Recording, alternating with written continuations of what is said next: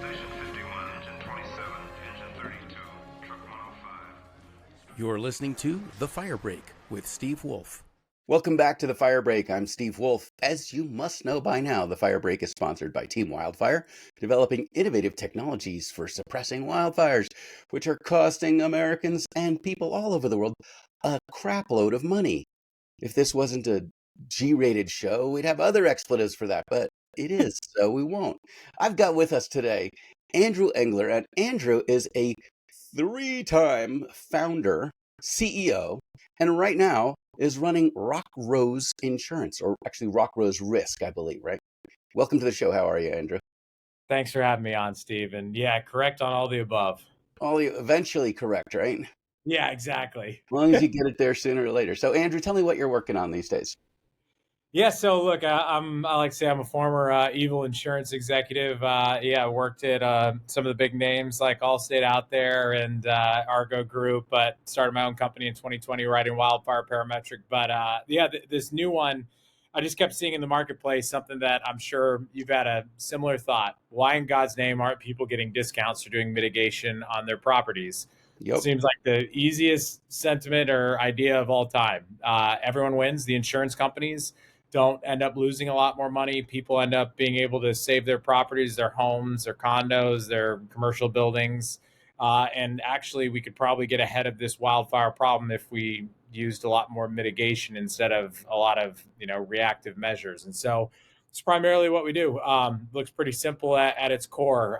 We go out, work with clients, generally California, Nevada, Colorado are our big states. Go on site, put it together a 30-page 50-page risk assessment, understanding everything about local fuel breaks, what's been done at kind of a macro level, and then individually on each property, what sort of fuel reduction, hardening they've done, what needs to be done.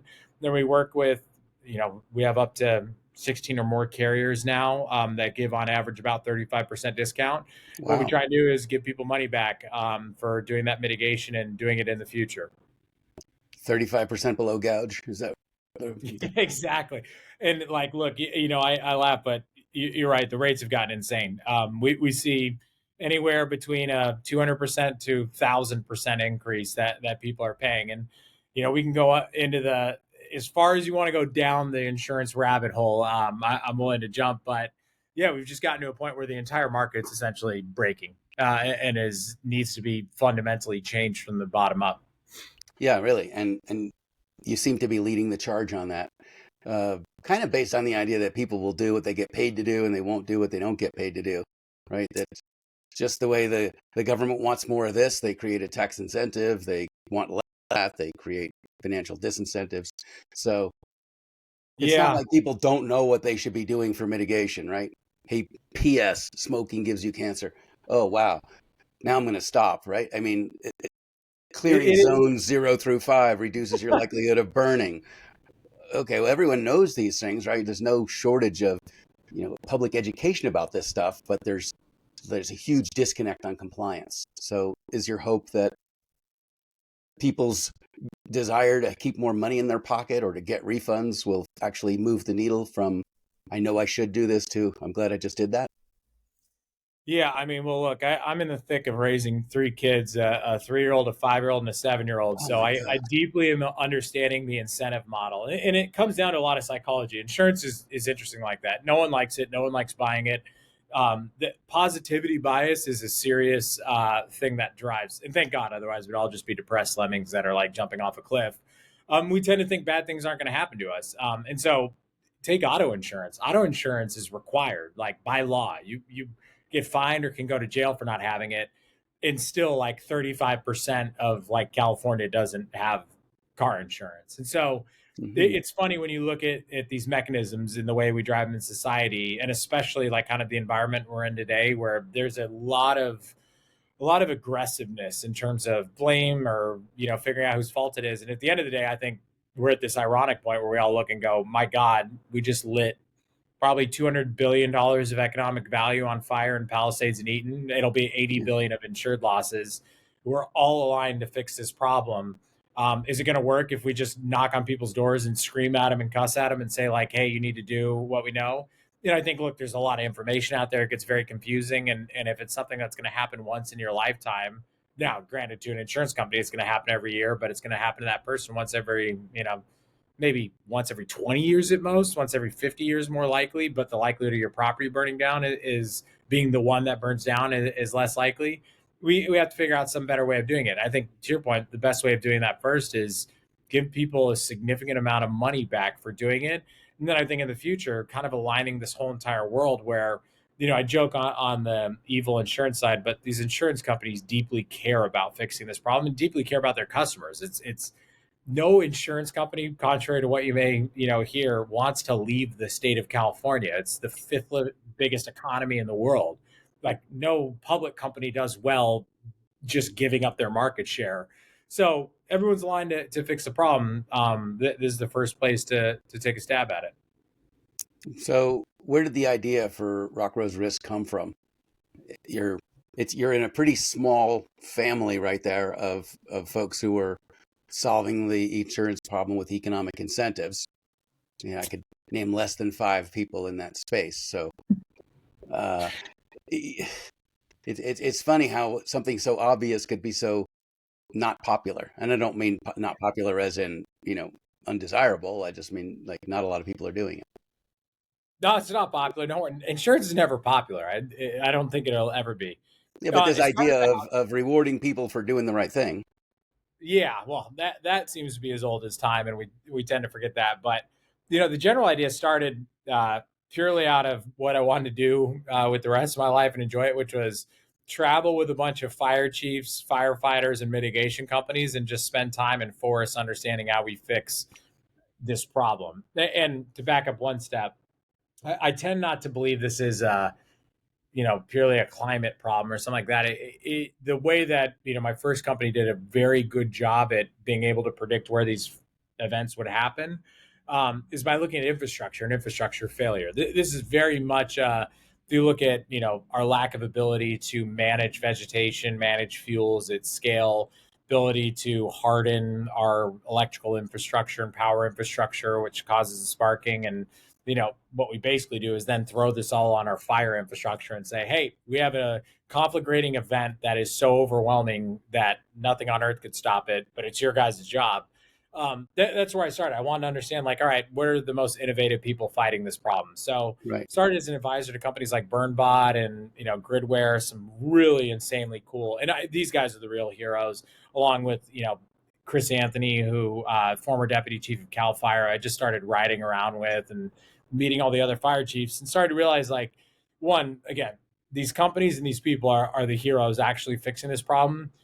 Damn, I could do something, my small part here, and be a good force in it by figuring out how to get insurance to pay for it. And the simplest way for that would be, how do we give people a discount back so they can pay for these services to get done? And as I started advising, I kind of, was trying to set up these separate insurance divisions within each of these mitigation companies. I had a talk with a few of the CEOs and I said, guys, I think there's actually a massive business here. I'm nuts. I want to start another company again. I can't stop doing it. So would you guys be cool? And of course, they're some of the greatest humans ever, like Anna Cool and Tim. They're like, absolutely, we get it. So yeah, go ahead and set up an insurance brokerage that pays back money in the system. And I think another important part is, I can see very few people who have benefited from this complete breakdown in infrastructure of catastrophic events.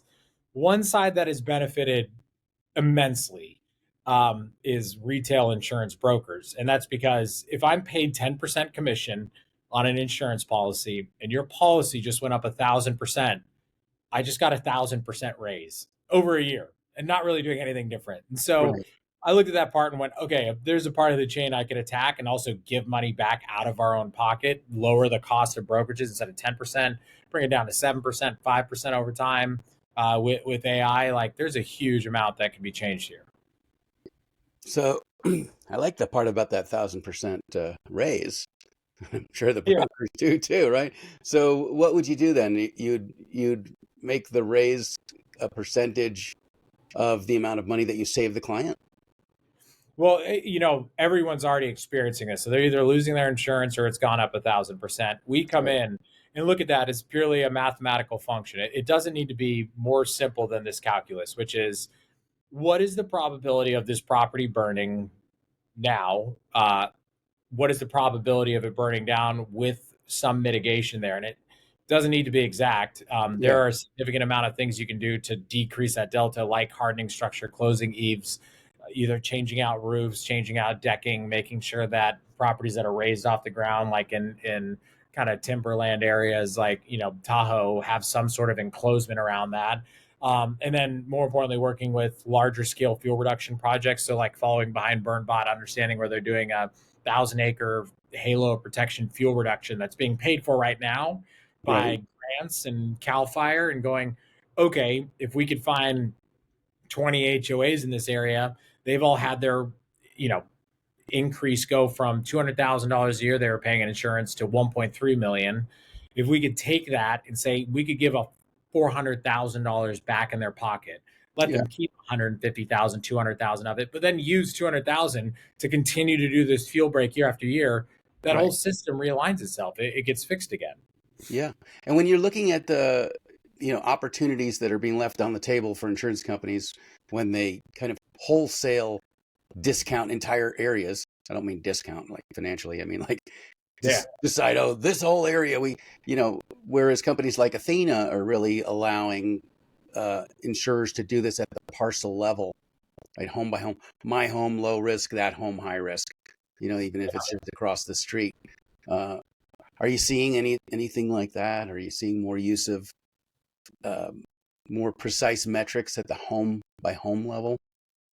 I am, but and so now God, I hope I don't put any of your listeners to sleep. But this is a very complex problem, and this is something that a lot of people don't understand. So basically, at the end of the day, I'm sure people have now started to become more familiar with reinsurance, and lived in Bermuda for 3 years, working at a reinsurer, understanding this whole side. This whole market is very complex with multiple players in it. So you have a broker, you have an insurance company, then you have a reinsurance company behind that, and then you have another reinsurance company, normally called a retrocessionaire. A lot of Okay. fancy names I for never heard of basically. them. It goes deep down the rabbit hole, Wow. Yeah. That's interesting. turtles all the way down. Right. And I the get whole that reference. premise. What's that? I get that reference. Yeah, all right, good.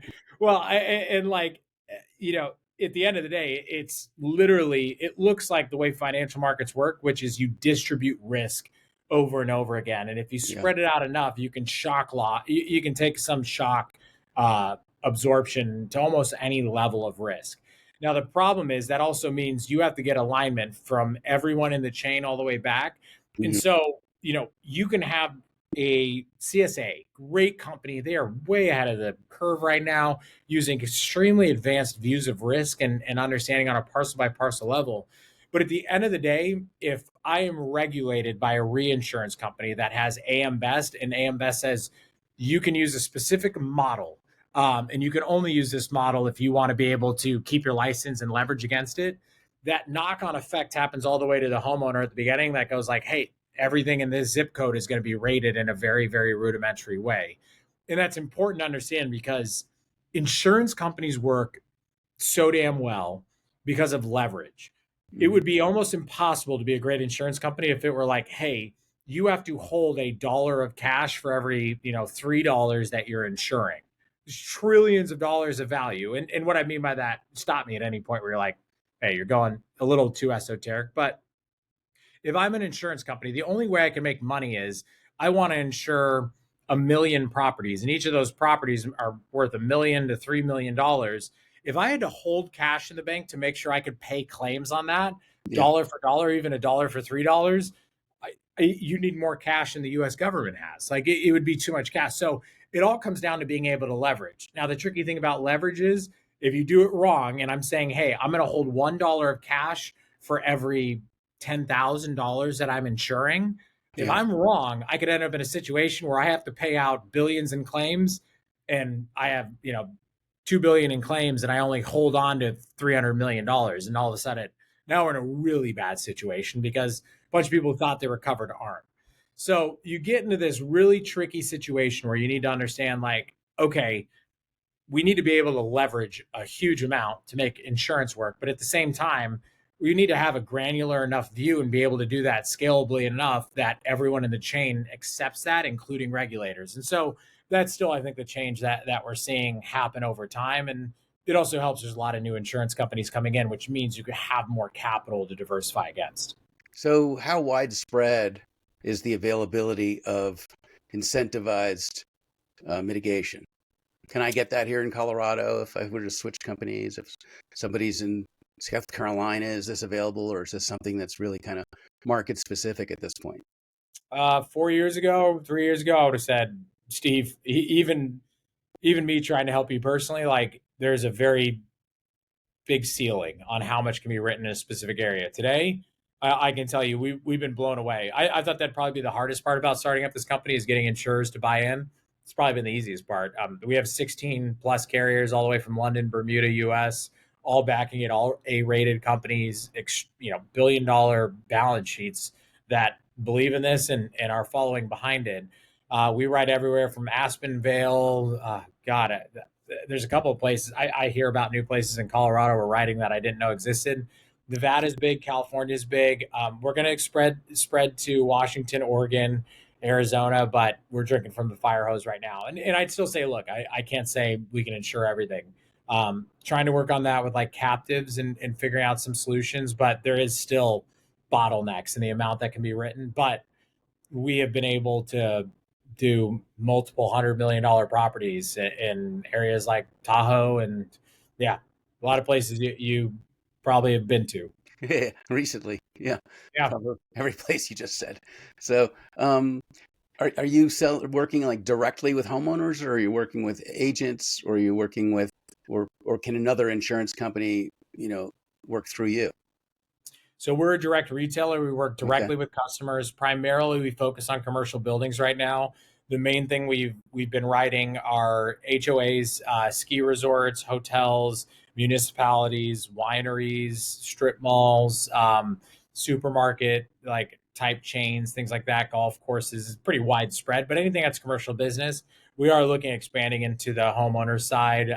Again, that the main reason we didn't start with homeowners is because I have yet to be able to put together convincing proof that a single home can do everything you Absolutely. ask of them. Yep. And if no one around them does anything, like that home's going to survive a fire. I think one really interesting company in this is Frontline Wildfire Defense Systems, a suppression sprinkler system that had extremely good results in Palisades with, properties that were in the middle of tinderbox surviving. But for the most part, we tend to focus on that macro down. So we like work with Chief Summers in Lake Tahoe, who runs all of, Tahoe district, understand where these large fuel breaks have been done on federal, state, and local land, where we can get like a attack vector reduction, and understand, okay, again, you're not going to prevent fire. You actually want fires to happen, burn out, Right. reduce fuel, reduce energy loads. And then understand, okay, what areas do we actually feel like we have a confidence in being able to fight these when there is an ignition and some sort of conflagration spread. Then once we have a good idea of those areas, then we can like focus in, more specifically on each property. Yeah, and hopefully it could be, not such a dramatic mitigation. If you remember during the Fort McMurray fire, the mitigation was, okay, we're going to take bulldozers and we're going to Yeah. bulldoze down every other row of houses to protect 50% of the houses. Otherwise, we're going to lose all the houses. And that's pretty dramatic at that point. But they were really working. What's that? This is the last line of defense for sure. Yeah, right. Not the ideal. So when you, let's say, do a captive product, or you work with an HOA, how much flexibility is there in the how of the mitigation versus the what? Like, we want to reduce fuels around the house. Does that mean we have to do vegetation removal? Does that mean we have to burn off areas? Does that mean we could apply long-term retardants? What are the options that would qualify? So tend to simplify this as much as possible for ourselves and for the insurance companies. Fire is a triangle: fuel, heat, oxygen. Remove one of those elements, like you lower your probability significantly. The first thing we start with is fuel reductions. And by the way, every single property is we haven't even found a way to make this some magic formula that you do all these things and magically this home's going to be great, or this condo HOA building is going to be fine. So it is completely a prescriptive process, and it's also like a decision that we work with either like a board of an HOA or a property manager to go, how much do we want to do here? And I think a classic one is like, oh, are you going to get rid of all of our trees? Well, actually, trees are incredibly good. They tend to break up like wind flow patterns. If you look at a bunch of these properties in like Altadena, which I've spent more time. I'm from Pasadena, by the way, originally. I live in New York now and in Bermuda, but driving through there, you look at so many of these properties that are complete burn down. Tree's perfectly fine, and the tree was like literally right next to it. So it's about understanding what fuels are bad fuels, what need to be taken care of. Okay, let's actually understand, all right, cleaning out understory, cleaning out dead brush. Is there manzanite? Is there something that might be a little bit more flammable? And then actually working with the client and the insurer to go like, yeah, I love this tree. I want to keep it there. We think it's a risk. All right, how do we mitigate that? Is there some way to close the eaves here, make sure it's trimmed every year? And our whole goal here is not to go, here's exactly what the mitigation is. You do it, insurance company, here's the exact price, like bring it down.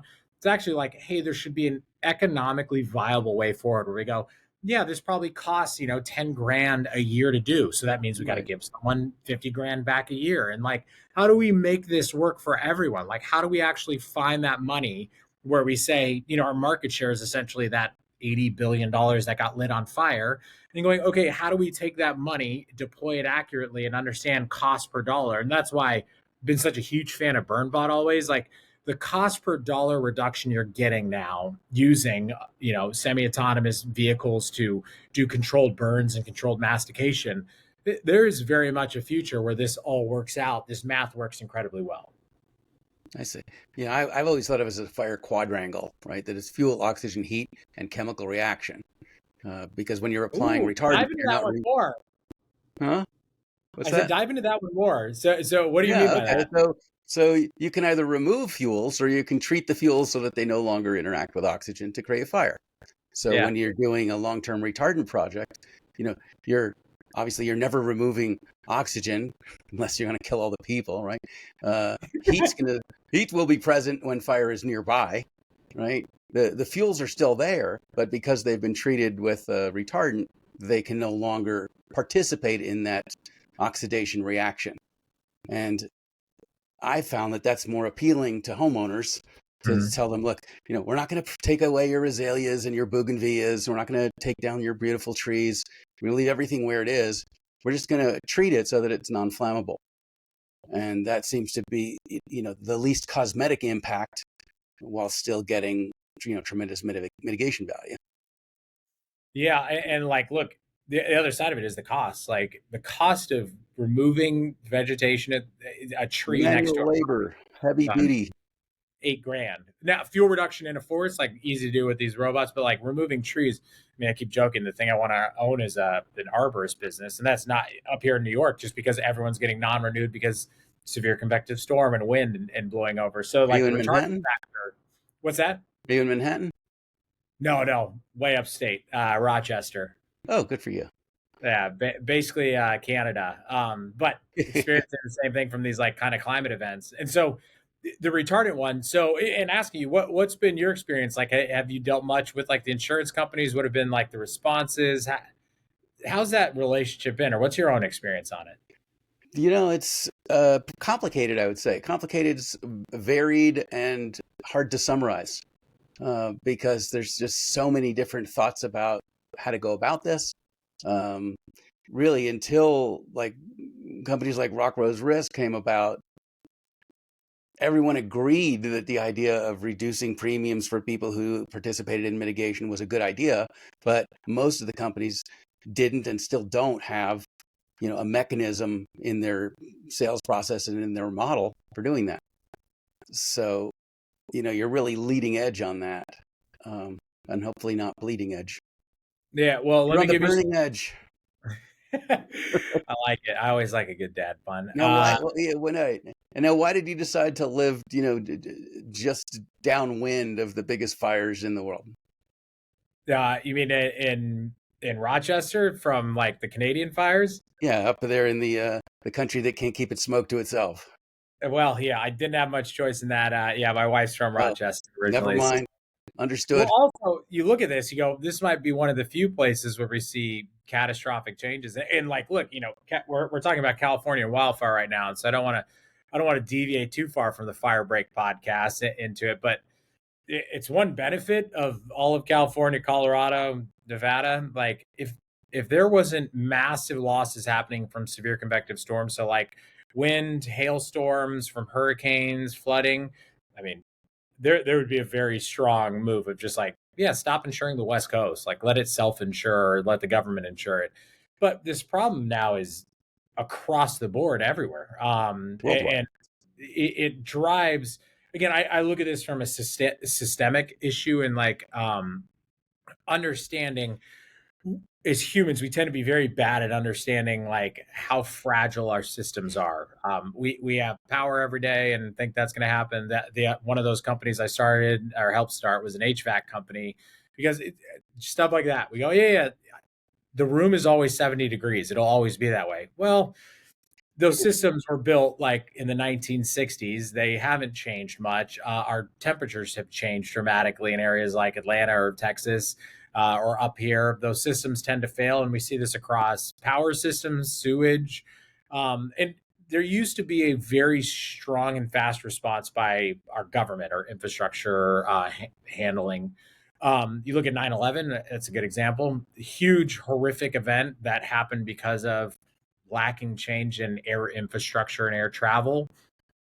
Basically, government steps in the next day, goes, we're going to spend $120 billion reinventing TSA. I mean, it's hard to remember what things looked like before that, but it's a pretty standardized process now. And because of that 120 billion plus that gets spent every year, we have not seen an event like 9/11 since. And so that mitigation worked. And same thing, you look at Katrina, the levees were rebuilt to a different standard. You look at the Galveston hurricane of 1906, like there's a great understanding that like, yeah, this place will get hit again, raise the entire seabed floor 6 feet. So it reduces the intensity of hurricanes, and also raise the city, build seawalls. And so, I mean, stories of civilization mitigating and adapting are as old as the Bible. Like there's flood stories that explain these things. The difference is, I think we're just in a new paradigm where it's kind of been put on us as civilians, of people, business owners, to go, it's now our job to figure this out, how you start to change out this infrastructure and adapt to a changing world, which will always change. And so whether it's wind, whether it's flood, whether it's fire, it's critical to have like those innovations and then figure out how to make them viable. Yeah. Yeah, I'm not sold on the whole TSA idea of being responsible for the lack of air terrorism. There were no weapons really smuggled on board. The pilot was the weapon, and there's no screening machine that you can put someone through to figure out what their thoughts and their intent are. So now all of the passengers get subjected to extensive screening, but that's not where the problem came from. It's very similar to the Tylenol murders, right? As a result of the Tylenol murders, all packages are now thoroughly sealed.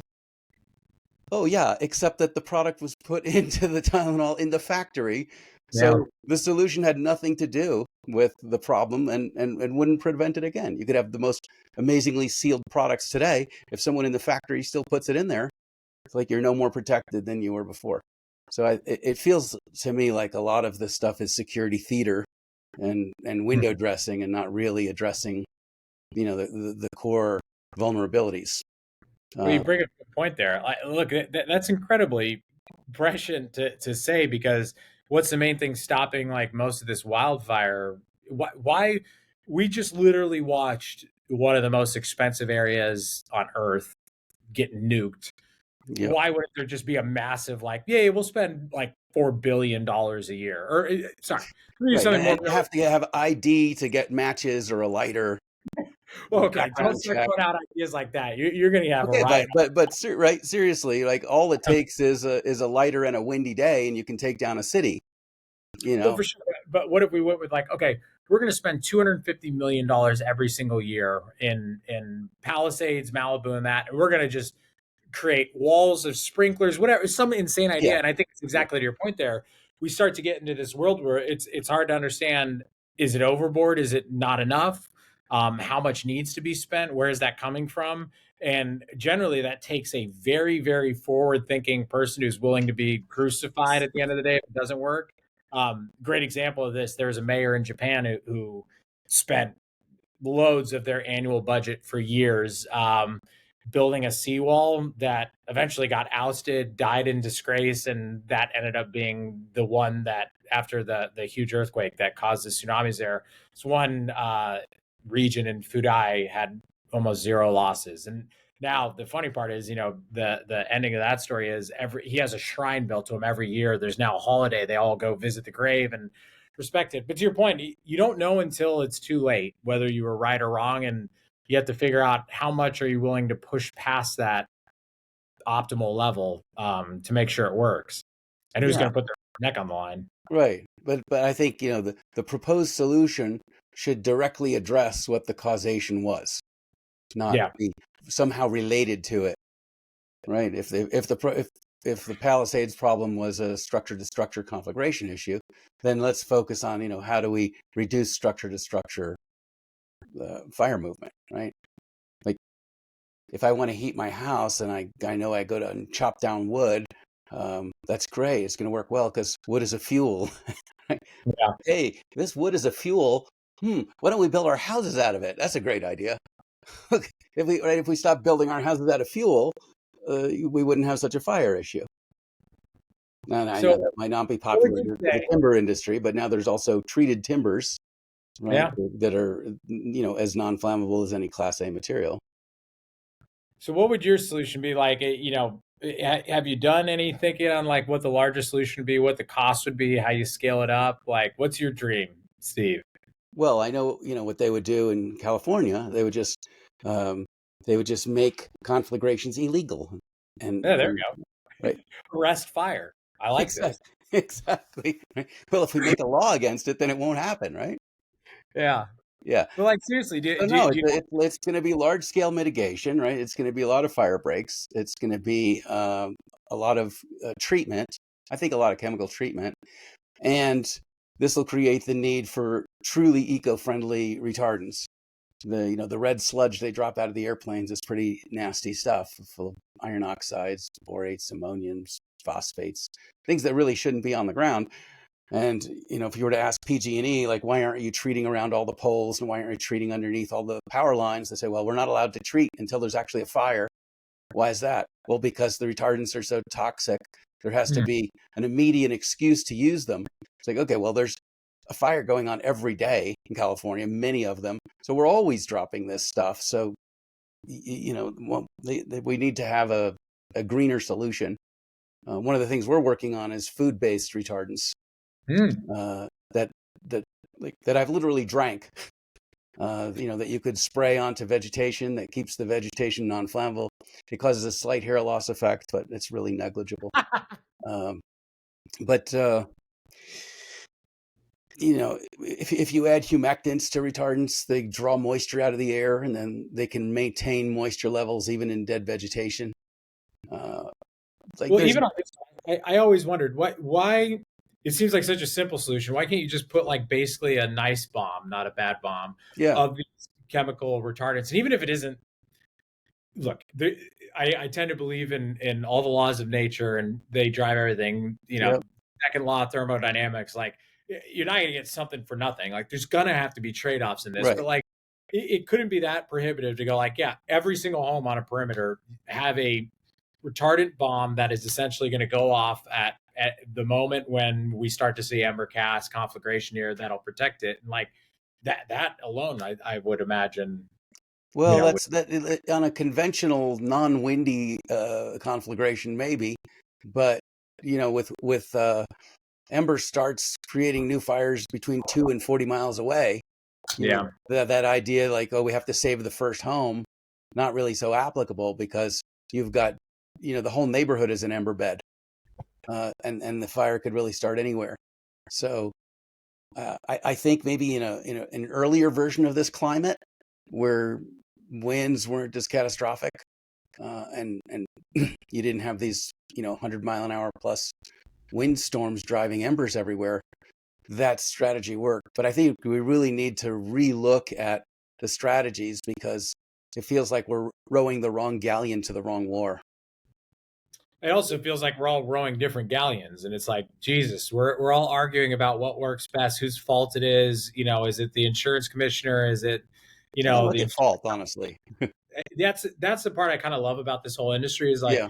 kind of the point, like like Red Sky Summit was just last week, and you have 100 different companies. I mean, there was 1,000 people there, but 100 different companies that are all like technically competing against one another, and like everyone's just like, we got to fix this. Everyone's working together. Yeah. I'm starting to notice that from a legislature point. Like, had so many great politicians reach out, and I'll be the first to say, my previous, 5 years ago, I'd go like, coming from the insurance side, you're just kind of like, oh, they all hate like insurance companies, and I've met some of the No, most they wonderful don't. I don't think they do at all. fix this. Yeah, I think, I don't know, call it a rosy colored glasses view, but we're getting to this point again in society where we all go, yeah, we might all disagree about a ton of stuff, whether it's politics, music, religion, but at the end of the day, we all realize like fire really doesn't care what background you're from, how rich you are, anything about you. It'll burn indiscriminately, and that kind of equalizes us in at least an incentive model to work together. Yeah, no, I was at Red Sky, and my feeling was that, everyone's working on this from a different angle, but it's a type of problem that you have to come at from many angles, because Yep. it's a complex problem, and there's not a one size fits all solution. What did strike me there, and I don't mean this entirely in a self-serving way, but it seems strange that, in a room of 650 people who are all working on new science technology, there are less than 5 people there actually working on putting out fire. What I see is a great deal of observational technology, right? Satellites, sensors, cameras, etc., based on this idea that like, oh, if we knew about this fire 2 minutes ago, we could have saved the whole city. Well, that factually just doesn't really bear out. And it looks like there's a huge disconnect between what's investable and what's workable, right? That, most of the people in a room like Red Sky made their money in software. And so their bias is that software is the answer to everything. So this would beg the question, how many gigabytes does it take to put out a fire? More than we have. Right. I mean, there's no amount of gigabytes you can pour on a fire and put it out. It's like you said, it's a physical thing: fuel, oxygen, heat, and chemical reaction. And so, to solve a physical problem, you have to have a physical answer. Right? It's a hardware thing, but in the VC world, they say hardware is hard. Yeah, well, this is a hard problem, so maybe hardware is the solution. Well, Burnbot's a physical solution, right? They're going and they're reducing the fuels and they're burning stuff, right? My team Wildfire company, right? We're using jet engines to redirect wind flow so that we can give fire chiefs the same capacity that a movie director has. I need X amount of wind blowing in this direction with this amount of water in it. And if I do that, we can reverse the direction of a fire. We can push things back. We can lay retardant out over massive areas of up to 600 acres per hour per machine. So you can create a fire break on demand very quickly, very low labor, versus the way they do it now of, putting massive crews out there. So one of the disruptive things that you have to look at is that a lot of these programs are labor programs, right? That, if you stopped fighting the fire with shovels and pickaxes and medieval gardening tools, what would all these people do for work? Much the way, the coal industry would object to to the use of, nuclear hydroelectric power. Right? They're not coming from the point of view like, oh, this is a more efficient solution. They're coming from like, hey, this is going to put our miners out of work. Well, your miners are all getting cancer and black lung. And the same is true for these crews out there fighting fires. We're taking, 20-year-old kids, we're putting them out there. We're filling their lungs full of toxic chemicals. Just because they're not complaining doesn't mean anything. They're, too full of testosterone and lack of life experience to understand what they're doing to themselves. But yeah. If you physically describe the circumstances of a fire, 12 to 1800 degrees, toxic fumes, all this, if we describe that environment to NASA, they would never say, oh, let's send people there. They'd say, let's send drones and let's send robots and let's send, unmanned vehicles and unmanned technology, but we'd never put people into that environment. And yet, because of tradition, we're still seeing, young firefighters post on their Instagrams about how much soot they got all over them and how much retardant they're wearing and how many days they haven't showered. And there's this whole, machismo about it, which, we're all going to pay for in the end too, when we collectively pay for the cost of their health care in 20 years. So, I totally agree. And I think, look, I have such respect for people like you and your team and what you're doing, because we used to look at those problems and go, it's insanely hard to put a cable across the ocean so we could, contact Europe. But that's what excited us. Like, yeah, it's right. it sounds insanely hard to control wind in a 120-mile wind environment. But that's the whole point of being humans, wasn't to go, yeah, so like, let's go focus on how we can buy stuff easier. Like, can I like rent a home in Florida easier this month? No, it's like, that's what excited. That's what made it great. And so I am glad to see a lot more of the investment coming in that direction. I think it needs infinitely more. And we've built up a society that's very good at distracting itself, Yeah. especially from things like I say this constantly. I constantly have kids come out, reach out on LinkedIn or whatever, going, "Hey, I want to start my own business, do this." And our AI, all this cool stuff. I go, like, forget all that. Like, go outside and realize how much of your modern world is breaking down. I go look at my driveway. Yeah. I have to pay like $1,000 every other year to have my driveway resurfaced. And it's like, my God, like, how has no one come up with a better system of like figuring out how to make driveways not crack and fall apart, or, Right. these small things that we take for granted everywhere in the world. I'm sure it's a lot easier to build like an app that can book something for you. But I think, and again, take this as I'm not a billionaire, so Lord knows how successful I am, or what, if I'm right or wrong. But there's so much valuable things to be built that are going to be hard to build. But the people who love what they're doing, they tend to find a way. And that's also why I don't think we saw so much on suppression, and retardants and chemical based at Red Sky, because that stuff is extremely hard. It takes a lot of grit, especially to do it the right way. You can't go, I'm going to break things and move fast by like dumping something that could be a carcinogen and, end up in jail or on the front of the New York Times because I did it. But those tend to be the things that, they become a part of the infrastructure of society for a very long time, because they change something fundamental in the way that we either protected ourselves, lived, or built forward. Well, the original home alarm system was a gravel driveway, which also never needs to be, because when someone's walking on gravel, it makes noise and you can hear it at night. And this is, right, but you never have to resurface gravel. But now we moved on to a new technology. What's that? I'm trying to I don't know how deep I sleep. Right. Well, yeah, I wouldn't necessarily say that people who are doing like cutting edge hardware stuff love it. I would more say that they're obsessed with it. That's right. I always use that same thing. I say, you don't love building companies. It's an addiction and you can't stop. It's just something, I don't know. It's like any other addiction. Like you just have to do it. It's compulsion, but there's days you love it. I don't get up to go work, Yeah. Work comes and rips me out of bed and says, I need you to do this. Yes, master. Right? But ideas are like that, right? A strong idea is so compelling that you can't not do it. It is. And it's funny, I just was talking to young kid like coming out of a Ivy, and they were like, oh, I don't know what I want to do, and like I want to figure this out. And it's funny, you don't sit in your room and then magically, like the angel of business comes down and gives you this idea. Like you got to get your butt in the field and like you learn.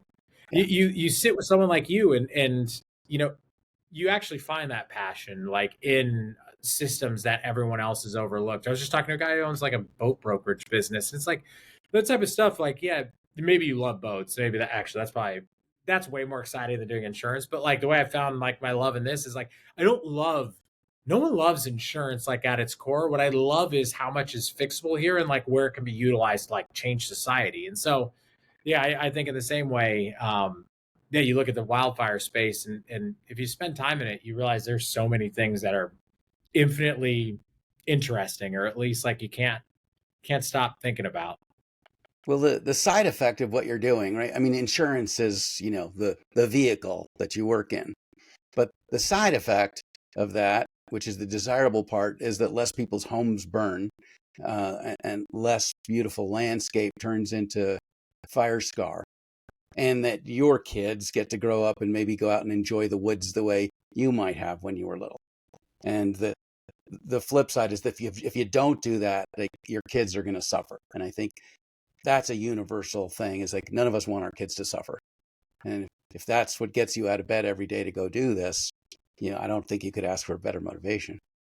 Yeah, that, and like, look, again, it's seeing guys like you and people building the burn bots and gridware and frontline and all those, that it's just like, that is such a hard job. Like what you're doing, dealing with understanding the regulations around chemicals and actually building something forward. It feels like, all right, let's do our small part to actually figure out how to get this paid for, because there is a huge incentive for insurance to pay for a lot of this. Well, I think, a lot of successful hardware ideas just come from people who are too dumb to know they couldn't do it. And when I asked a fire, I was volunteer firefighter, and I said, like, well, what causes these big fires? And they said, well, it's the weather. I was like, well, why don't we do something about the weather? Yeah. What do you mean you can't do something about the weather? And I said, sure you can. On movie sets we make weather all the time. It's synthetic weather on demand. Where did your idea come from? That, like, what's the origin story? Sorry if you've gone into it. It was as a special effects coordinator for Hollywood movies, and I did a lot of weather and pyrotechnics effects. And as a volunteer firefighter, and I was out on a fire one day, and I said, "Why are we going out there with medieval gardening tools when there's billions of dollars of assets at risk? Isn't there something better? What would it take to put these fires out?" And one of the guys looked at me and he says, "Wolf, you're nuts. It would take a hurricane to put this thing out." Okay. What kind of hurricane? 100 mile an hour? 200 mile an hour? Would it have to be a wide hurricane? Could it be a focal hurricane? What would it actually take if we looked at the fire line and we said, okay, this adverse winds inbound at 30 miles an hour. All right, well, what if we push back at 200 miles an hour? Could we reverse the flame tips in this spot and save that building? And then could we scale that larger? So the whole idea of putting jet engines on trucks was really just to create a hurricane on wheels so that you could control wind speed and direction at any given location intentionally. And then if you add... excited about, like, in technological breakthroughs in that, like, what do you think's next? And is it the scalability, size of engines, like amount of area, or is it like... It's actually large. So we found it was large and small. Yeah. So the Hurricane is 68,000 pounds. The Storm Cell is 3,000 pounds. One is, a massive military truck. The other is a tiny, nimble, tactical UTV. Between the two of them, you can usually, pinch in a flame area, or you can apply retardants in just about any spot. So the big jet has a throw of about 700 feet. And so moving along at, 10 or 15 miles an hour, you're covering upwards of 600 acres an hour with retardant. But it's, it's limited to the places where you can go with a giant military truck. So we went the other direction, and we built the small UTV called the Storm Cell that can get between homes, can get into backyards, can spray vegetation that's, encroaching right up on people's homes where they want it. And they can keep it as long as they treat it. So that was the origin story, back in 2009. Yeah. And then, 10 years of fundraising and patenting and this and that and the other thing. And finally, 15 years later, you get to roll something out of the garage and say, I hope this thing works. And you get to experience this idea that, 80% of the work was just to get you to the starting line. And now you see if you get adoption and market penetration and whether people actually see the value in it. But again, that's where I hope we can play a part in, like, figure out how do you, because, like, again, that sounds like such a crazy but absolutely logical idea, which was like, okay, if I had a huge asset, if I had another Getty museum, like, why wouldn't I park sorry, I don't know the exact cost, but like, I'll spend $300,000, buy a truck, make sure that 50 of these assets are protected. And again, I tend to look at it as a problem. The job of any fire mitigation company is not to prevent the fire. It's to give a very good probability fighting chance to what is a great regime right now in California, the fire infrastructure, Colorado, and just not overwhelm that infrastructure completely. There's nothing they can do about 4 fires breaking out in areas with zero mitigation done, and instead go okay, there's a I don't know. concentrated. Be careful, Andrew. Yeah. As soon as you say there's nothing that can be done about XYZ, someone's going to pop up with an idea and prove you wrong. Which is, I guess, what you hope is going to happen. Yeah, that's my point. Is if you actually take a stab out of this, we're not at point zero where it has to be prevented completely, or where you would say Team Wildfire has to completely stop this event from happening. It's just if we just get it to a good enough level, and there's probably a governmental and insurance and private spend on that, but it becomes a very, very manageable situation. Not just, we have to figure out how to get from here to Mars, and that. There's no middle ground in between. Right. You can't walk across the chasm. Exactly. You got to jump it. So let me ask you what you think about the current financial models around wildfire. Because it seems to me that the financial incentives are the antithesis of the stated goal, right? That everyone says, we got to put these fires out fast. We got to stop all these houses from burning. But end of the day, people make a lot of money on fire. Firefighters say, the blacker the burn, the greener the paycheck. So firefighters are accustomed to making, generous amounts of overtime when they're fighting along fire. Bulldozer companies, they get to put in more miles of line, the worse the fire, right? The companies that are dropping retardant, they get to make more drops the longer the fire goes. So we're rewarding people for, time and materials, time and effort, but not for results. And at the end of the day, everyone makes money the longer the fire goes, except the insurance industry. So why wouldn't the insurance industry then step up and say, hey, we're the ones who are getting hurt here. We're going to lead the charge for how fire mitigation and how fire suppression is done, because we're the ones on the hook at the end of the day. This is my surgeon gets paid whether I get fixed or not. So it's my incentive. It's hey, you do this right. I'm the one who pays the price at the end of the day. So, I look at the post office, right? Those guys get paid every day to go out and walk the route and do what they do. FedEx gets paid only if they get my package to the destination on time. And so when you privatize that model, then now performance becomes the metric, not effort. And I wonder if you think we're going to see more of a privatization so that people are getting paid for results and not for effort. I think, so it's funny you say that. That's been my thesis on all my businesses. And I look for pro-entropic business models that businesses that get more and more valuable as volatility increases, because I tend to think, it's funny, we were just kind of mentioning it roundabout, but SpaceX is a perfect example. I actually think the governmental systems that are unable to handle this right now, that traditionally have, it's far more just a fact of complexity science and complexity systems, which is when a system becomes too overbearing and complex, the ability for that system to adapt or change at an exponential rate decreases to standstill, which is what we kind of saw in NASA. Probably one of the most innovative entities that's ever existed. I mean, they were taking 23-year-olds, figuring out how to put a person on a different planet. And that was done with calculators. And slide rule. Yeah, exactly. Now you look at 3 years ago, or sorry, probably 10 years ago, and that system had almost failed. It was atrophying, nothing was happening, cost was huge. And so you have private markets step in that don't replace the government entity. It actually learns how to work with them incredibly well, and then essentially create that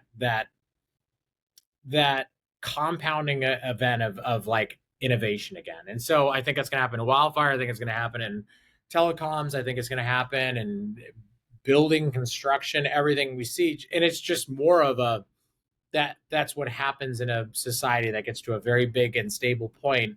It kind of creates its own complexity to lock itself up. And then you have to find a way around that, which tends to be private markets. So I think that'll very much happen.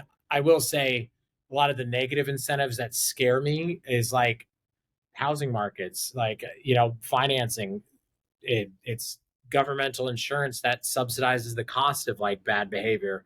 When those things don't get fixed, like just watch what happened in 2008. Like there has to be corrective mechanisms, and those mechanisms tend to be bloody. Like they hurt. Like housing prices go down when a home doesn't have insurance, and banks actually like check to see like if a home is insurable, or like it's actually factored into the cost of, will this home burn down in 20 years? Like, yeah, like, okay, that goes into the fact of like it has to be rebuilt at some point in the next 20 years. And that goes into the price of its sale. And if that's obfuscated, if that's not factored in, if it's covered by a financial mechanism that is incorrectly aligned, like, God, can you create a horrific snowball problem that you're going to trip over later? But I think a lot of those systems are correcting themselves, which leads to the necessary change in the overall risk. It's a complex situation, isn't it? I mean, it's really, I read a book by Eli Ginsberg. It was called Beyond Human Scale, and he was looking at how much value each employee contributes to an organization as a metric of the size of the organization. And he said basically when an organization gets beyond 100 people, the incremental benefit of each additional employee is less. Right, these inefficiencies that you speak of. And that probably happens eventually even in the private models, although private models are constantly trimming their waste because they report to shareholders, where government entities are not really as held accountable to taxpayers as a board of directors reports to the shareholders. So it'd be interesting to see how that plays out.